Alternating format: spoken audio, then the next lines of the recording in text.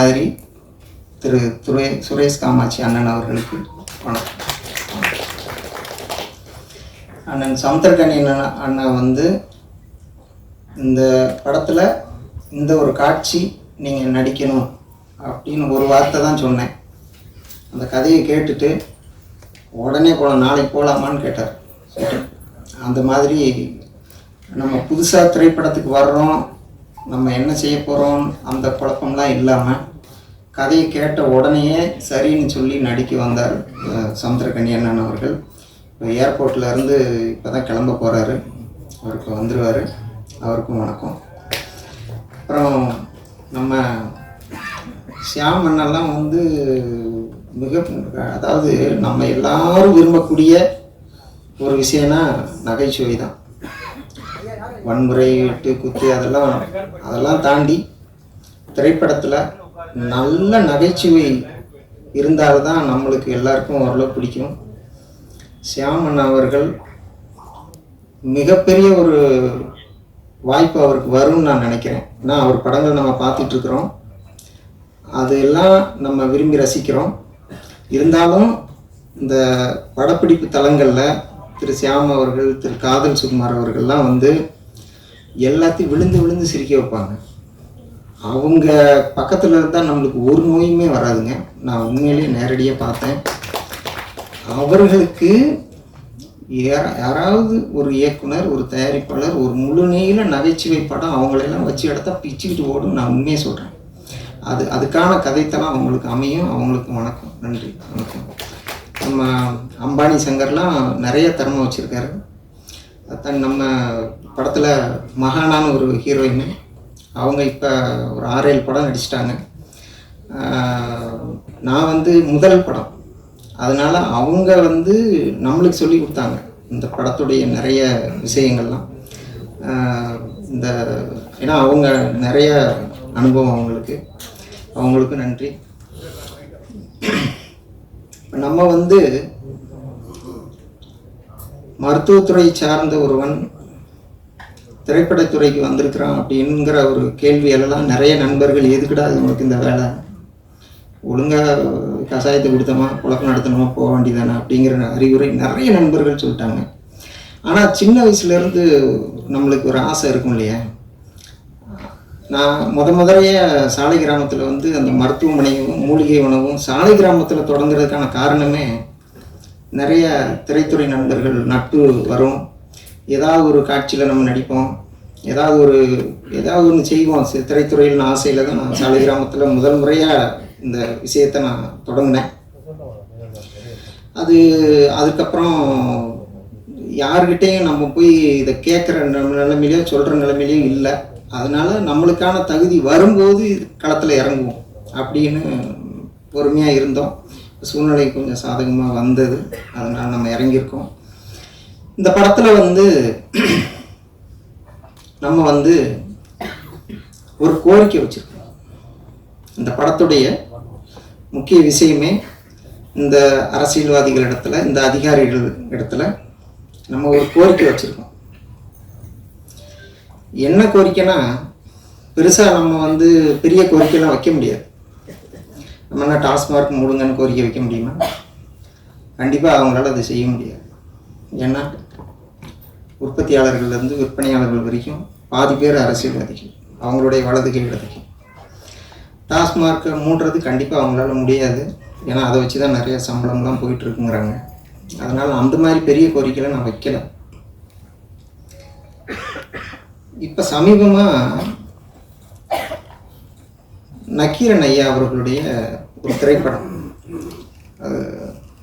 நம்ம வீரப்பன் அவர்களை பற்றிய ஒரு படம், அதை நண்பர்களோடு போய் பார்க்குற போது ரத்தம் அப்படி கொதிக்குதுங்க. நம்மளுக்கு முந்திய ஒரு தலைமுறை, இப்போ அவர்களுக்கெல்லாம் 70 வயது 75 வயது ஆகிவிட்டது.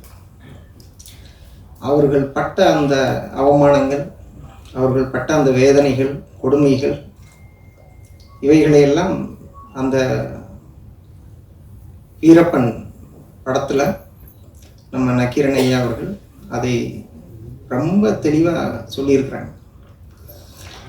நான் என்ன கேட்குறேன்னா, இது இது இது இது வந்து இலங்கை படுகொலைக்கு முன்னாடியே இந்த விஷயம் நடந்திருக்கு.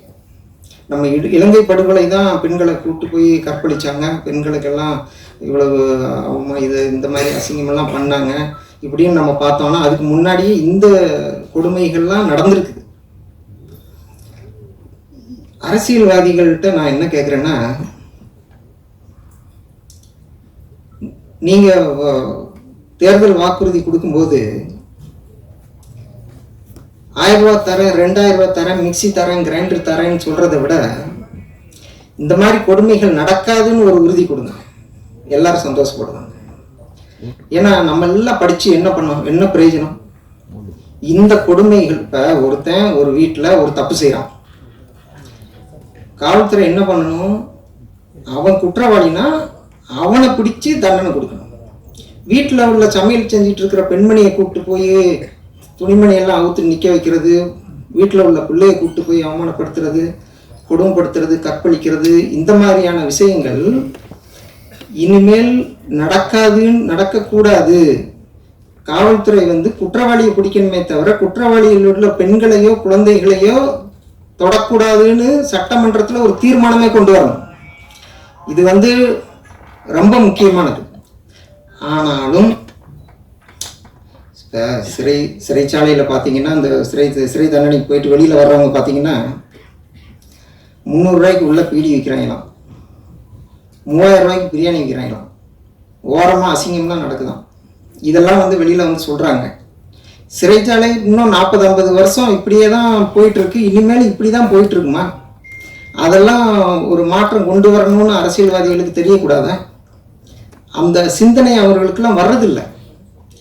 ஒரே விஷயந்தான், நோட்டு ஓட்டு, இந்த ரெண்டை நோக்கி தான் அவங்களுடைய பயணமே இருந்துட்டு இருக்குது. அதாவது இதெல்லாமே நம்ம திரைப்படங்கள் வாயிலாக வெளியில கொண்டு வரணுங்கிறதா என்னுடைய ஆசை.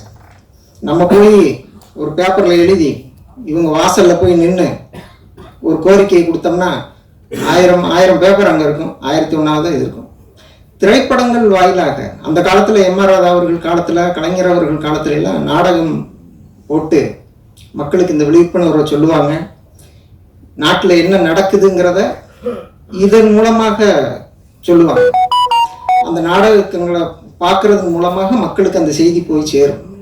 இப்போ வந்து இந்த திரைப்படத்தின் மூலமாக நாட்டில் நடக்கிற இந்த அநியாயங்களை, அக்கிரமங்களை நம்ம ஒவ்வொன்றா எடுத்து சொல்லணும். அதுதான் என்னுடைய நோக்கம். அதனால் இந்த சிறை சார்ந்த கோரிக்கையை நான் வைக்கல.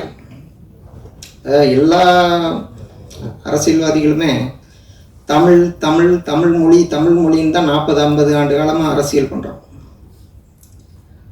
ஆனால் தமிழ்நாட்டுடைய ஒரு மிகப்பெரிய பொக்கிஷம் அப்படின்னா நம்ம எதை சொல்லுவோம்?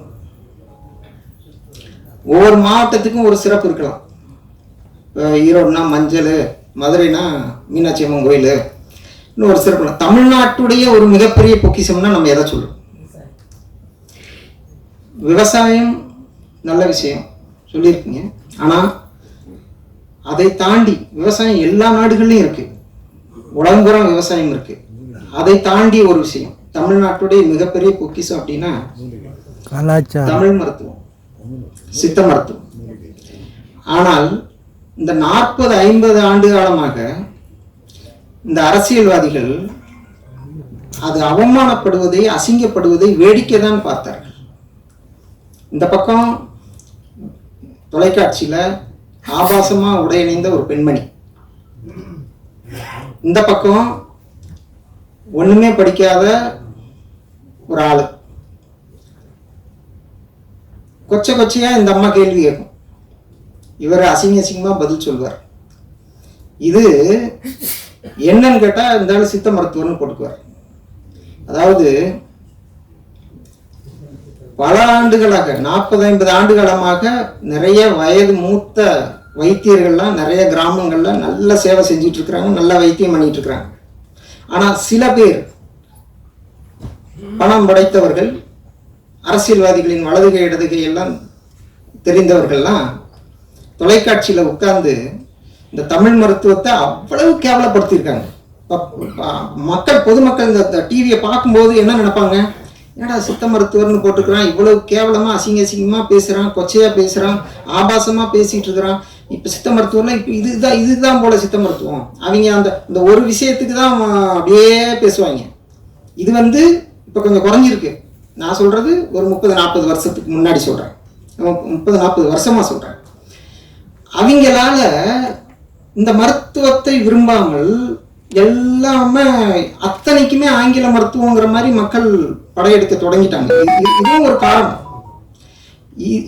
அதாவது தமிழ் மருத்துவத்தை தமிழ் மொழின்னு பேசுறவங்க இந்த தமிழ் மருத்துவத்துக்கும் ஒரு வழி செய்யணும்னா, இப்போ ஒரு அரசியல்வாதி ஏப்பா யார்ப்பா நீ இவ்வளோ அசிங்கமா கொச்சையா ஆபாசமா பேசிட்டு இருக்கிற, அந்த பிள்ளை இவ்வளோ அசிங்கமா ட்ரெஸ் போட்டிருக்கு, நீ யார் என்ன அப்படின்னு கேட்கணுமா இல்லையா? ஒத்த அரசியல்வாதி கேட்கலங்க. இதே விஷயத்த படிக்காத ஒரு நபர் ஆங்கில மருத்துவத்தை பத்தி டிவியில உட்காந்துட்டு இந்த பாரஸ்டமால் இந்த ஓஃப்லைன் அப்படின்னு பேச முடியுமா? தமிழ் மருத்துவங்கிறதுனால ஒத்த அரசியல்வாதி கூட அக்கறை கிடையாது. பூரா அதாவது நான் சொல்றேங்க, அடிச்சு சொல்றேன், உண்மையை சொல்றேன். முறையான தமிழ் மருத்துவத்தை சரியா இந்த அரசு பயன்படுத்தினா நம்ம ஊர் மக்களை எல்லாம் உட்கார வச்சு சாப்பாடு போடலாம். வெளிநாட்டுக்காரன் பூரா இந்த மருத்துவத்துக்கு இங்க வருவான், அவங்ககிட்ட கட்டணம் வாங்கலாம். இது நீங்க டாஸ்மாக் விற்கிறதுக்கு பதிலா இதை சிறப்பா செய்யுங்க. விஷயம் நிறைய இருக்கு. அது எதுவுமே மக்கள் இப்ப நம்புறதுக்கு தயாரா இல்லை. அது நேரம் வர வர வர அதுக்கான நம்பிக்கை உருவாகும். அதுதான் என்னோடது. ஆனாலும் இந்த கோரிக்கை நான் வைக்கலைங்க. ஏன்னா இது இப்பவே வச்சாலும் நம்மளுக்கு அது நடக்காது.